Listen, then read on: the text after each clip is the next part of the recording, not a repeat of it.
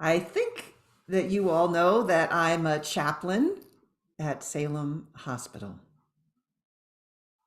And as I move about the hospital, meeting patients, their families, and also staff, I have observed a small wave, a tiny but persistent and growing trend.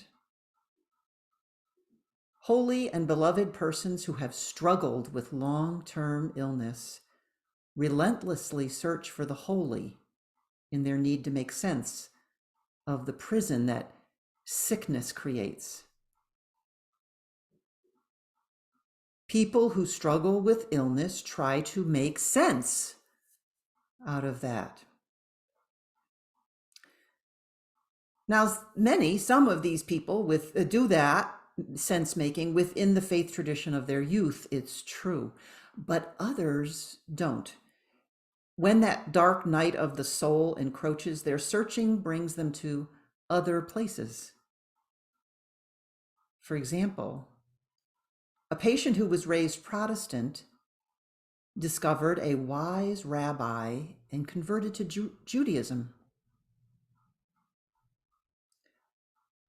A second example, a resident in the mental health unit who was rooted in Unitarian Universalism met a Muslim in their cohort and explored Islam and continues to do so.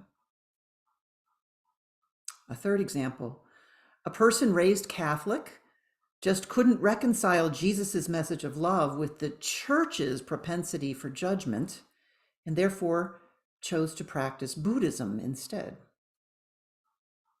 And there are more examples. What has all that got to do with today's readings?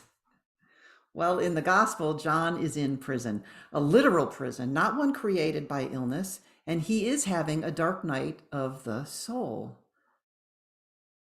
Now, backing up a smidgen, everything about John had set him apart to be a holy man, a prophet. His way of life, his clothing, the message, and his way of being a messenger was to follow the example of the prophets who came before him.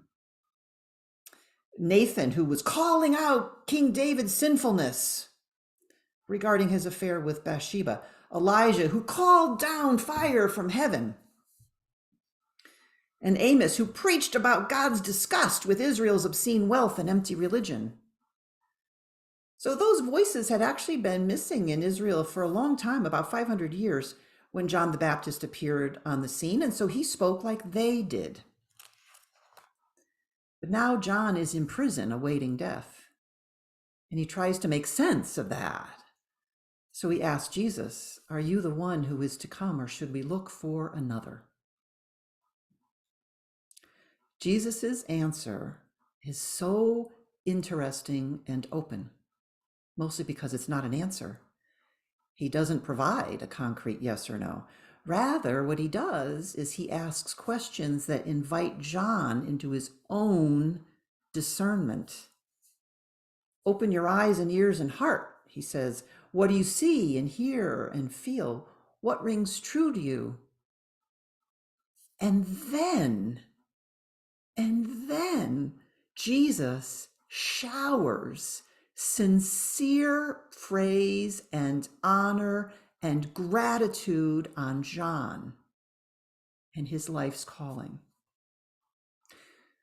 Jesus's way is strong on healing and restoration, and not so strong on the whole judgment, vindication, calling out, calling down, preaching you into behaving. No.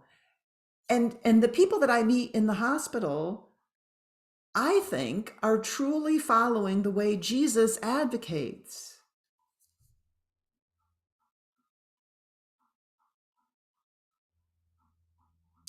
And so my reflections on this day do not land firmly on any one conclusion. I do not offer you any one truth, neatly wrapped.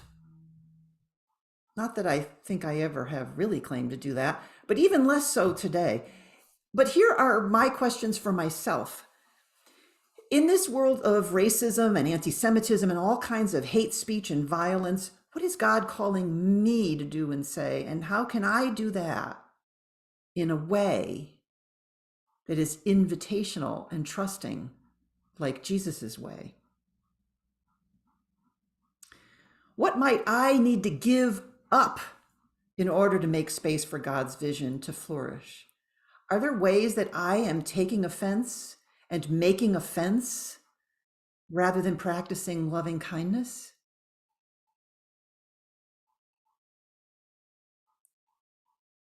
And also, who am I called to shower praise and honor and gratitude upon this day? And where do I see, like Jesus is asking John to look for, where do I see signs of God's presence in the world? The good news alive in the world. Where do I see that? So these are my questions for myself. There may be other questions. There may be your whatever reflections you're having, as is always the case. All are welcome to chime in.